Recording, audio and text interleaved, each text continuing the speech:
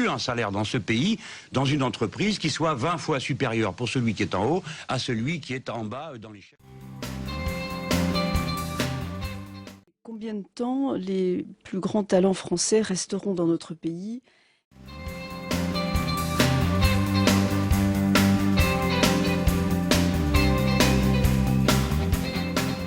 Voilà. Ça fait 20 fois, maximum, ça fait 10 fois 13 000, 26 000 euros. Quoi.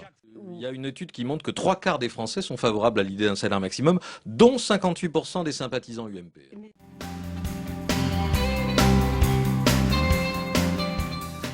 Mais dans une équipe de foot, vous avez des écarts de salaire considérables.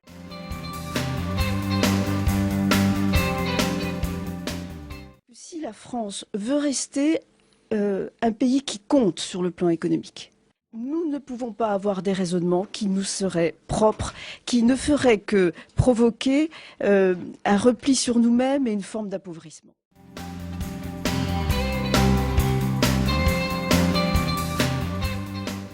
Pourquoi dans un climat social, politique, économique comme le nôtre, un homme qui dénonce la puissance des banques, qui dénonce l'injustice sociale, etc., est si bas dans les sondages? Comment est-ce qu'on explique ce mystère-là?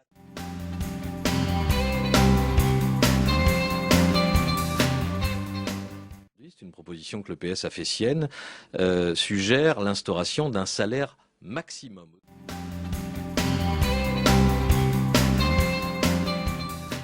Vous savez bien qui est la propriétaire de l'IFOP, c'est Laurence Parisot.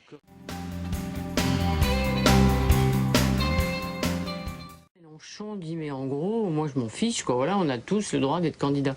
Donc c'est pas une c'est une machine à perdre. Déjà les petites élections présidentielles, il y a deux catégories, il y a ceux qui peuvent faire un score et qui hésitent vraiment à entrer en campagne ou à être candidat, et il y a ceux qui ont très peu de chances d'être élus, qui sont des accros à cette élection présidentielle. Donc Jean-Luc Mélenchon, vous lui faisiez remarquer tout à l'heure de façon assez désagréable qu'il avait peu de chances d'être élu président de la République, il le prend très très mal.